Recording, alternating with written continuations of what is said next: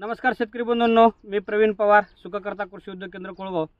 शेतकरी बंधूंनो, आज आपला प्लॉट पाहता, हा तो आपल्या शेतातील प्लॉट आहे। शेतकरी मित्रांनो, आज आपण जो व्हिडिओ देत आहोत त्यामध्ये आपण करपा आणि कंदमाशी याच्यावर आपल्याला नियंत्रण कशा पद्धतीने करता येईल याविषयी थोडक्यात चर्चा करणार आहोत। शेतकरी बंधूंनो, आता काल पोळ्याची अमावस्या झालेली आहे, थोडंसं आपल्याला व्हिडिओ करण्यासाठी उशीर झाला, त्यावेळेसाठी मी सर्व शेतकरी बांधवाची माफी मागतो। थोडं कामात व्यस्त असल्यामुळे मला वेळ मिळाला नाही, तरी पण शेतकरी बंधूंनो आजही वेळ निघून गेलेली नाही। तुम्ही लवकरात लवकर जशी आपली पोळ्याची अमावस्या असते त्या अमावस्याला जर तुम्ही एक फवारणी जर आता लगेच जर करून घेतली तर त्याच्यामुळे आपल्याला कंदमाशी आणि करप्यावर चांगलं नियंत्रण मिळवता येईल। कंदमाशीला नियंत्रण मिळवण्यासाठी तुम्ही Profex super plus cypermethrin combine असलेलं एखादं कीटकनाशक प्रति लिटर 2 ml आणि ब्ल्यू कॉपर हे बुरशीनाशक जे प्रति लिटर 2 ते 2.5 ग्राम अशा पद्धतीने जर आपण घेतलं तर याच्याला आपल्याला करप्यावर चांगल्या पद्धतीने नियंत्रण करता येते। शेतकरी बंधूंनो लक्षात घ्या, आपण यावेळेस जी फवारणी घेणार आहोत त्यामध्ये कीटकनाशक प्रोफेनोफॉस आणि सायपरमेथ्रिनच वापरा, सोबत एक कीटकनाशक बुरशीनाशक ब्ल्यू कॉपरच घ्या आणि सोबत न विसरता एक कुठल्याही कंपनीचं चांगलं सिलिकॉन घ्या। आपण जे स्वतः वापरलं आहे ते कॉन्कर कंपनीचं CSP नावाचं एक सिलिकॉन वापरलं आहे। एक लक्षात घ्या शेतकरी मित्रांनो, आपण कुठल्याही कंपनीची जाहिरात करत नाही, पण आपल्याला जे प्रोडक्ट चांगले वाटले, आपल्या नजरेमध्ये चांगले उत्पादनास उतरले, हे दुसऱ्या शेतकऱ्याला उपलब्ध व्हा हा फक्त एक मानस आहे। तुम्हाला यापेक्षाही चांगल्या क्वालिटीचं कुठं सिलिकॉन मिळालं तर तुम्ही आवर्जून वापरा, आमच्या याच्याविषयी काही हट्ट नाही, पण तुम्ही सिलिकॉन या फवारणीमध्ये वापरा। तर शेतकरी बंधूंनो, आपल्याला याचे फायदे सांगतो। आपण जर आता या अमावस्याला जर फवारणी केली, आपले बरेच शेतकरी आता पौर्णिमेच्या वेळेस कंद नासायले की आपल्याकडे येतात आणि आपल्याला कंदमाशी लागले असं सांगत असतात। शेतकरी बंधूंनो, या अमावस्याला कंदमाशी या आपल्या हळदीच्या पोंग्यामध्ये अंडे घालते आणि त्याच्यातून नासून कंद आपल्याला दिसायला जवळपास पौर्णिमा येते। साप निघून जाऊन फरकांडीला कितीही परेशान होण्यात मजा नाही। त्याच्यासाठी आपण अमावस्याला जर नियंत्रण केलं तर त्या कंदातून जे अंडे आले ते अंडे जाग्यात नष्ट होऊन आपल्याला कंदमाशीपासून चांगलं नियंत्रण मिळेल। या फवारणीमध्ये ब्ल्यू कॉपरच का वापरला पाहिजे याचा जर मानस विचार केला तर शेतकरी मित्रांनो, कॉपरमुळे आपल्या झाडाची बुरशीच्या विरोधात खूप जबरदस्त ताकद तयार होते। भारीचे बुरशीनाशक करप्यासाठी वापरू नका। करप्याला बुरशीनाशक भारी वापरण्याऐवजी करप्याच्या विरोधात पिकाची इम्युनिटी पॉवर कसा चांगला राहील याविषयी तुम्ही थोडंसं खर्च करा, जेणेकरून आपल्याला त्याच्यामधून भविष्यामध्ये फायदा होईल। ब्ल्यू कॉपर वापरल्यामुळे झाडामध्ये लिग्निनचं प्रमाण खूप कमी प्रमाणात तयार होते आणि पिकं आपली बुरशीला बळी पडत नाहीत, सुदृढ असं पीक राहते आणि सुदृढ पीक राहिल्यामुळे बुरशीची बीजांड जरी त्या पानावर आली तर आपल्याला सहज साध्या बुरशीनाशकांना सुद्धा आपल्याला कव्हरेज मिळते। आतापर्यंत आपल्याला याच्यावर जे आपण फवारण्या केल्या आहेत त्यात आताही एकही आंतरप्रवाही बुरशीनाशक घेतलं नाही। M45 अँट्राकॉल आणि ब्ल्यू कॉपर याच्या व्यतिरिक्त आपण कुठलेही हेवी बुरशीनाशक घेतलं नाही।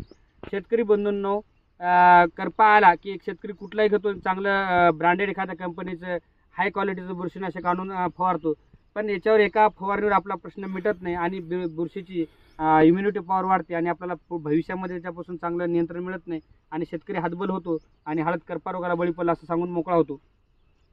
असं करू नका शेतकरी मित्रांनो, जोपर्यंत आपले पीक हातामध्ये आहे तोपर्यंत कमीत कमी हलक्यात हलकी बुरशीनाशक वापरा, जास्तीत जास्त स्पर्शजन्य बुरशीनाशकावर जोर द्या, जेणेकरून आपल्याला भविष्यामध्ये याची त्रास होणार नाही। आणि सगळ्यात महत्त्वाचा जर काही प्रॉब्लेम असेल तर आपल्याला पीक बुरशीच्या विरोधात ताकद कशी राहील टिकून याचा विचार करा। आणि त्याचसोबत आपण जर जमिनीमधून कंदमाशीचा जमिनीतून सुद्धा प्रॉब्लेम येऊ नये।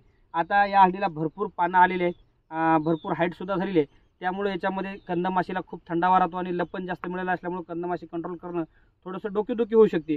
तर त्याच्यामुळे आपण ड्रिपनं सुद्धा जर एकरी हमला 500 ml, ज्याच्यामध्ये क्लोरोपायरिफॉस 50% आणि सायपरमेथ्रिन 5%, एकरी 500 ml आणि त्याच्यासोबत जर ब्ल्यू कॉपर आपण जर 500 ग्राम जमिनीतून जर दिलं तर जेणेकरून आपल्या जमिनीतून सुद्धा आपल्याला कॉपर मिळेल आणि पानातून सुद्धा आपल्याला कॉपर मिळेल आणि आपलं भविष्यामध्ये जे बुरशीपासून म्हणजे करप्या रोगाला जे बळी पडायचे त्याचं खूप कमी प्रमाण होईल आणि आपल्याला याचा लॉंग ड्युरेशन फायदा मिळेल। शेतकरी बंधूंनो, एक लक्षात घ्या, आता सप्टेंबर महिना चालू आहे की आतापासून करप्याचा खूप मोठा प्रादुर्भाव आपल्याला पाहायला मिळेल। जरी आपले प्लॉट सुरक्षित असतील, चांगले असतील किंवा खराब झालेले असतील, प्रत्येक शेतकऱ्याला एक विनंती करतो की त्यांनी दर 15 दिवसाच्या अंतराने हलकेच का होईना एक बुरशीनाशक आणि कीटकनाशकाची फवारणी करा, जेणेकरून आपल्याला प्लॉट रोगाला बळी पडून आपलं भविष्यात नुकसान होऊन आपण उपाययोजना करण्याच्या ऐवजी बिफोर उपाययोजना करा, जेणेकरून आपला होणारा खर्च कमी होईल आणि आपलं नुकसानही कमी होईल आणि आपल्याला फायदा जास्त त्याच्यातून मिळेल। त्यासाठी दर अमावस्या असो की पौर्णिमा असो, दर 15 दिवसाला किमान एक तरी साधीच का होईना कंदमाशी आणि करप्यासाठी फवारणी घ्या, जेणेकरून आपल्याला भविष्यामध्ये फायदा होईल।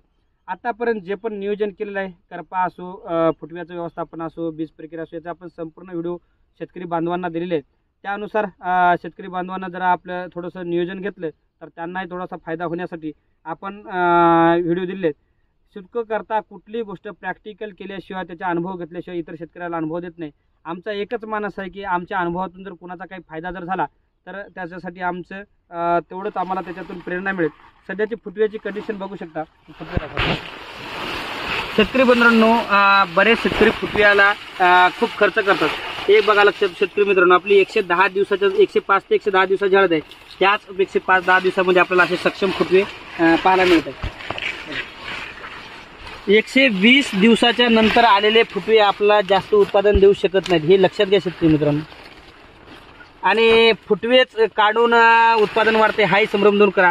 एका झाडाचीच आपल्याला निगा राखणं होत नाही बरोबर प्लॉटची. आपण 4-5 फुटवे काढून जर त्याची 5 झाडाची निगा जर राखणं झाली नाही तर त्याच्यातूनही आपलं नुकसान होऊ शकते.